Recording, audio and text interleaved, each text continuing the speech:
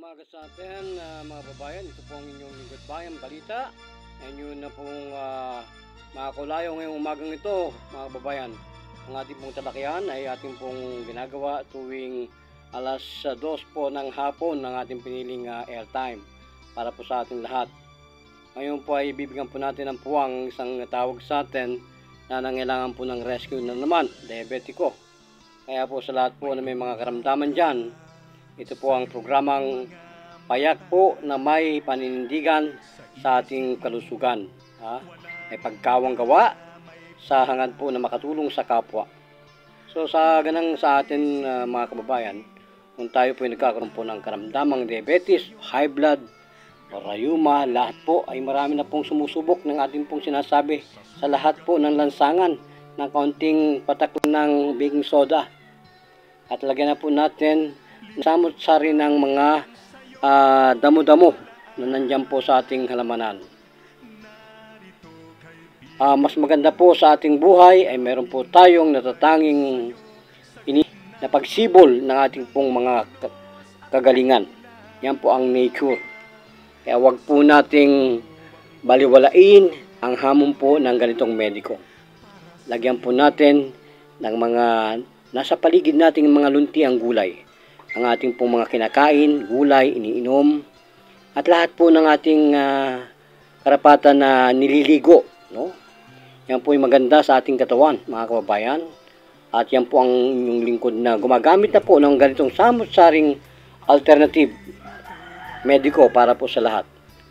Yung pong tayo makapagpahilot, napakarami na po na nagbibigay ng testimonya para sa ating paglilingkod balita sa kalusugan, na sila po ay nagbibigay ng kalakasan, ang hiyo sa pang-araw-araw po na buhay, lalo na po sa may mga karamdaman. Gawin po natin ito para po ay magkaroon po talaga ng kapanatagan. Saan po tayo pumunta, yan po ang kaakibat po natin. Kaligtasan, lagi po nating isaisip. Ang kaligtasan, ang ating gabay tungo sa magandang buhay. Lalo na po sa mga pangarap po natin sa ating mga pamilya. Gabayan po natin ang mga bawat isa sa atin. Yan po ang napaka number 1 na treasure ng Panginoon na para po sa inyong lahat. Bagamat nalayo pong pupunta natin, dyan po yung next week pa. At yan po yung sinasabi ko na amoy bangkay na raw po ang kanyang karamdaman. At lahat na ng mga dahon-dahon na kanyang nililigo ay hindi pa umubra. No? Sa larangan po ng mediko ay sinasabi ko po nga, ay kung alam po ninyo yung gin, at saka si Pepsi Cola, kung alam po ninyo ang ano po niya, maniobra, no? Paliligo niyan, palagay ko po wala kayong kapanapanalo sa mga karamdamang bumabaho ang mga gangrene po na karamdaman ng diabetiko. Kadalasan po hindi ito sinasabi sa ospital sapagkat yan po isang sikreto na mediko para po sa inyong lahat. Lalo na po doon sa nagkakaroon po ng mga karamdaman sa saktan tiyan. Marami pong kapatiran, kapamilya niyan, at mga kaibigan ng sakit na sa tiyan. No? Marami po yan nag-evolve sa ating pong mga karamdaman para po tayo maging malusog sa ating pong buhay, sa ating pong pinagdaraan ng karamdaman. Mga kababayan, ang pinakamahusay pong gamot, kung hindi po niyo natatanong, ay prayer. Wala na po tayong pag-usapan kapag po tayo ay nangaral ng mabuting balita ng kalusugan. Prayer po is the best and elegant medicine in the entire world. Wala pong pwedeng kumasyon, miracle. Kaya ginawa ko po ito a long uploading po ng video ay para po masagot ko si Aling Presi, no? At yan ay murong po yan ng Laguna. Pupuntahan po natin yan. Kaya po napakahaba po ng video ito para po sa iyo, Nanay Presi.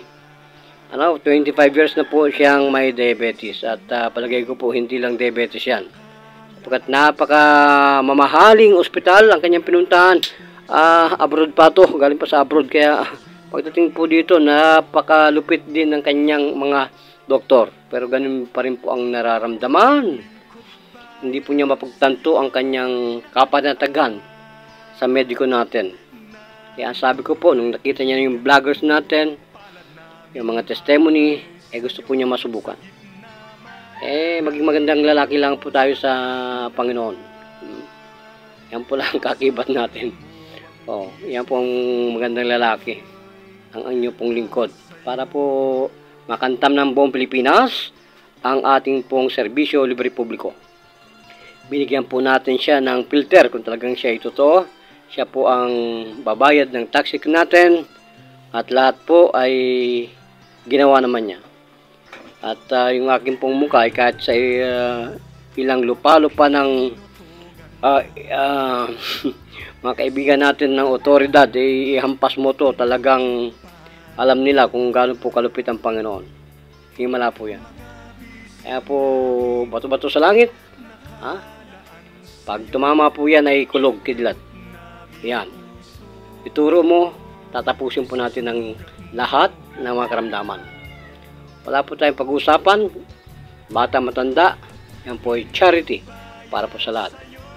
Sabi niya, grabe naman charity niya, no? May ganun pa bang yung pag-uusap na may charity?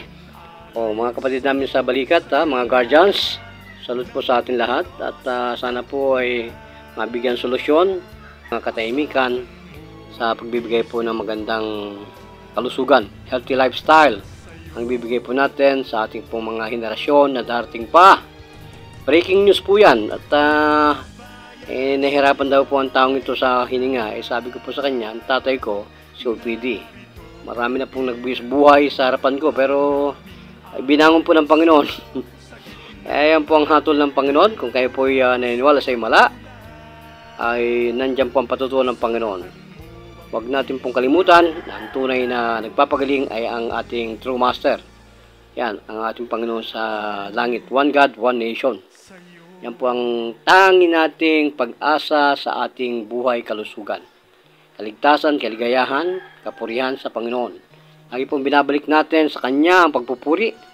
Pasasalamat sapagkat siya lang po ang kaisa-isang masasandalan ng bawat isa sa ating nagkakaroon po ng masidhing karamdaman sa banig ng karamdaman. Yan po ang ating laging iminumungkahi sa bawat isa sa atin. Na tumawag lang po sa ating numero, hotline, 0951-932-4495. Meron pa rin po yan, 0928-866-8253. Meron pa rin pong isa, 0915-140-915-14362. Ayan po yan, TM po yun. 0915-143-6215. Ayan. Nagkakamali pang yung lingkod. Kaya po ang tawag natin ito ay talagang urgent. Kaya lang po sabi ko sa kanya, next week na lang siguro. Sapagkat kung dating po raw sila bukas, baka bukas na rin, mga Lunes, no? O Martes. Nandito na po yung aking transport filter.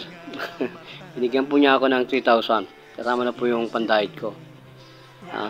Ganyan po ang inyong lingkod na kahit po naghihirap sa mata ng publiko ay naglilingkod bayan. Ayaw po niyang akong gumastos kasi ayaw niya po ako mag-taxi. Ayaw niya po ako mag-tricycle. Lahat gusto niya ako mag-aeroplano.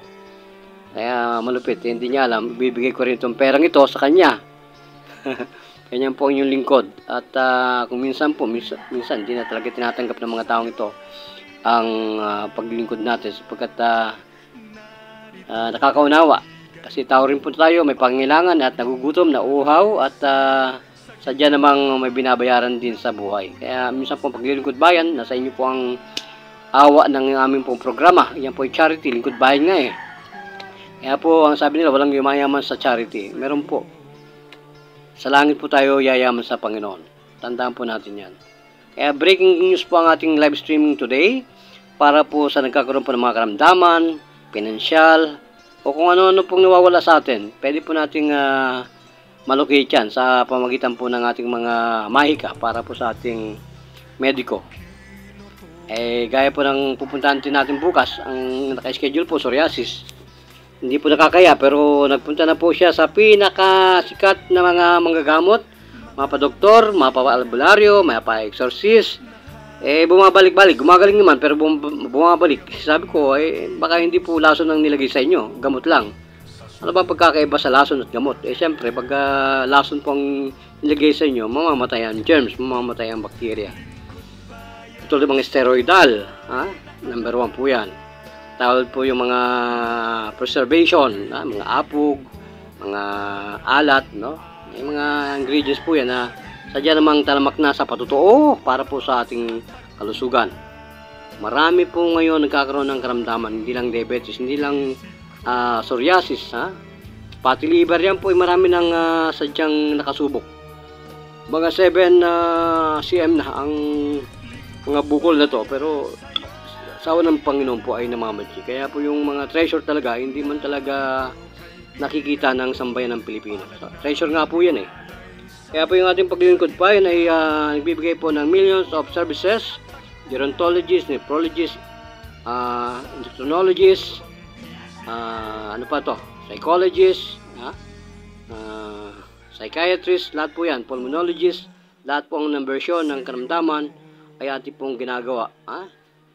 Mapa-neurologist, kasama po yan sa utak, no? At sadya namang binabayaan, hindi tayo pinapabayaan ng Panginoon para po kayo ay mapaglingkuran. Marami pa rin po ang tawag sa atin, kaya po ang kita po niyo mga planeta ay bumababa po sa aking harapan. Ang mga pag-ibig ng tao ay sinasambulat po sa atin. Sapagkat ang may pagkawang gawa sa Panginoon, ganun din po sa sanlibutan, ay magdudulot ng kapayapaan sa ating pong buhay pangkalusugan.